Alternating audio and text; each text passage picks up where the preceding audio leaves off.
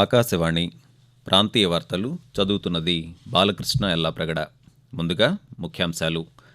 తెలంగాణ అభివృద్ధికి కేంద్ర ప్రభుత్వం లక్షల కోట్ల రూపాయల నిధులను ఇచ్చిందని భారతీయ జనతా పార్టీ సీనియర్ నాయకులు ప్రధానమంత్రి నరేంద్ర మోదీ పునరుద్ఘాటించారు. ఉభయ తెలుగు రాష్ట్రాలలో ఎన్నికల ప్రచారం ఈ రోజుతో ముగుస్తుంది.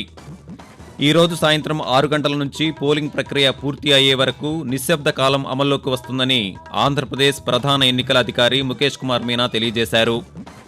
ఆంధ్రప్రదేశ్లో సంక్షేమ పథకాల నిధులను ఈ నెల 11 నుంచి 13వ తేదీ వరకు లబ్ధిదారులకు జమ చేయవద్దని ప్రభుత్వాన్ని రాష్ట్ర ఉన్నత న్యాయస్థానం ఆదేశించింది. ఎన్నికల పోలింగ్ దృష్ట్యా తెలుగు రాష్ట్రాల్లోని ప్రయాణికుల కోసం అదనపు బస్సు సర్వీసులను అందుబాటులోకి తెచ్చినట్లు తెలంగాణ రాష్ట్ర రోడ్డు రవాణా సంస్థ వెల్లడించింది. వార్తల వివరాలు.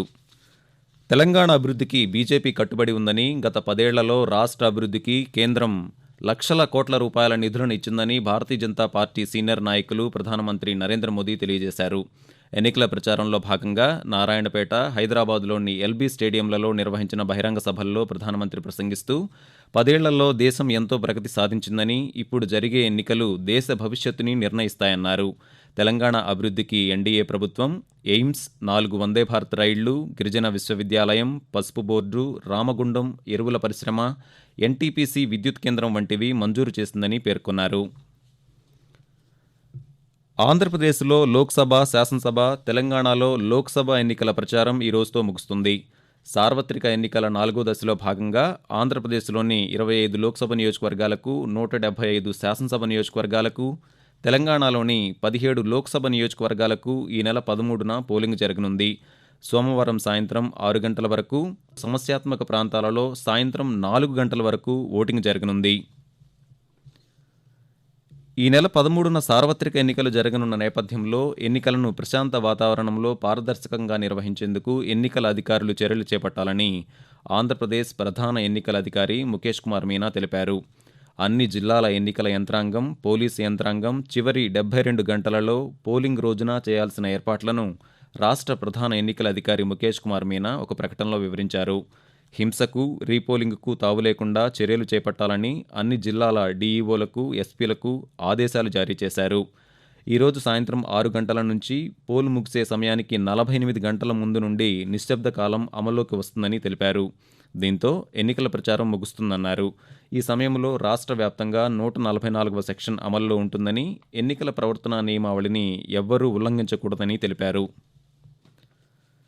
మే 13న జరగనున్న పోలింగ్కు అన్ని ఏర్పాట్లు పూర్తి చేశామని హైదరాబాద్ జిల్లా ఎన్నికల అధికారి రొనాల్డ్ రాస్ తెలిపారు. నిన్న హైదరాబాద్లో ఆయన పాత్రికేయులతో మాట్లాడుతూ ఎన్నికల ప్రచారం ఈరోజు సాయంత్రం 6 గంటలకు ముగుస్తుందన్నారు.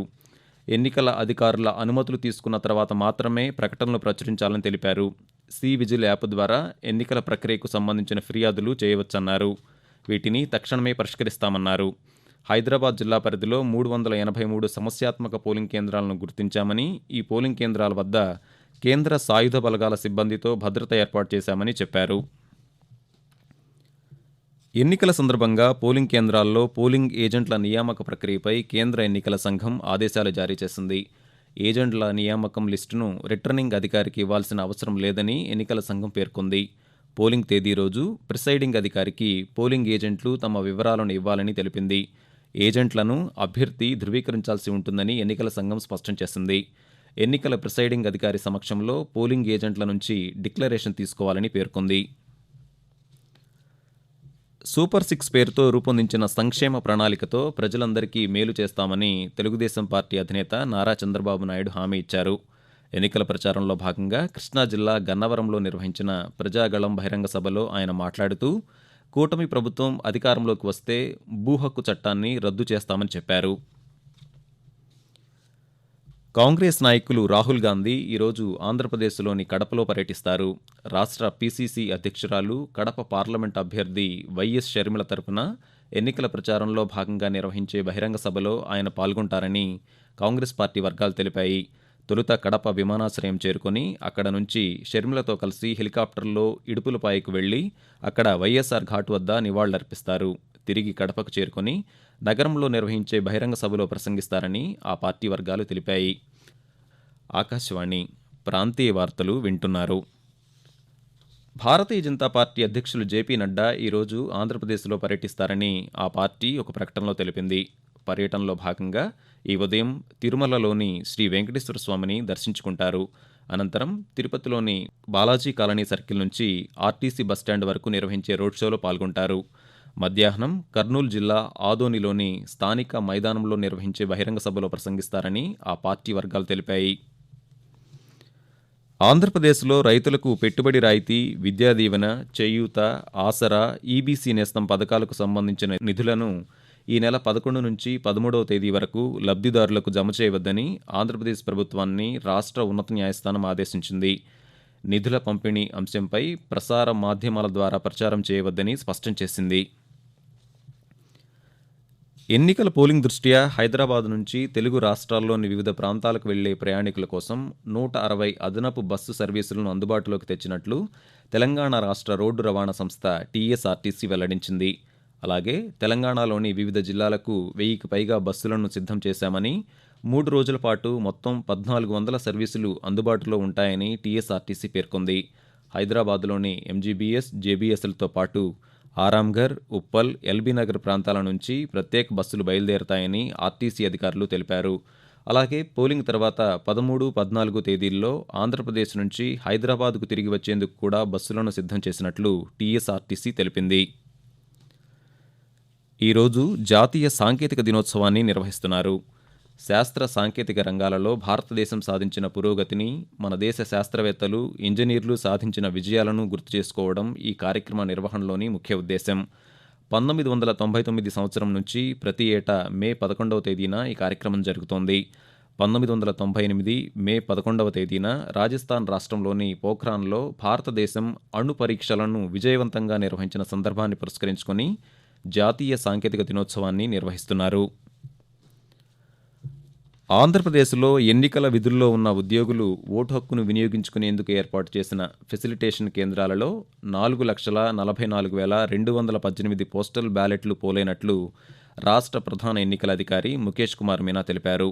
రాష్ట్రంలో అసెంబ్లీ నియోజకవర్గాల వారీగా ఏర్పాటు చేసిన ఫెసిలిటేషన్ సెంటర్లలో ఈ నెల 5న ప్రారంభమై 9న ముగిసిన పోస్టల్ బ్యాలెట్ ఓటింగ్ ప్రక్రియలో ఉద్యోగులు తమ ఓటు హక్కును వినియోగించుకున్నారని చెప్పారు.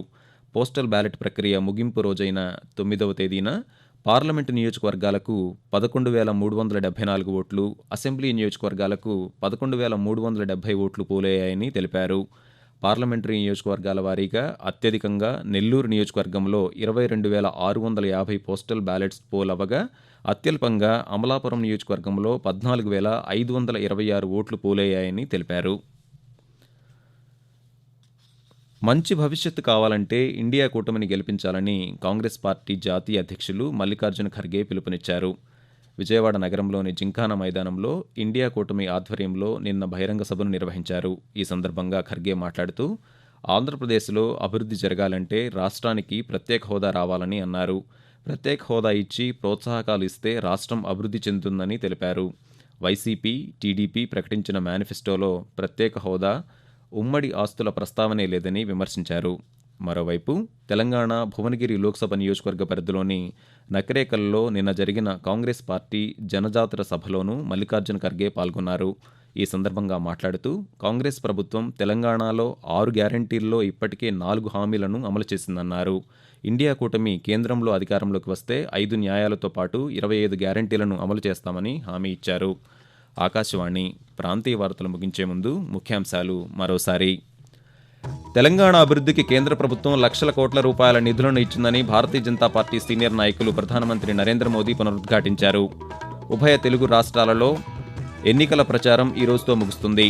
ఈ రోజు సాయంత్రం 6 గంటల నుంచి పోలింగ్ ప్రక్రియ పూర్తి అయ్యే వరకు నిశ్శబ్ద కాలం అమల్లోకి వస్తుందని ఆంధ్రప్రదేశ్ ప్రధాన ఎన్నికల అధికారి ముఖేష్ కుమార్ మీనా తెలియజేశారు.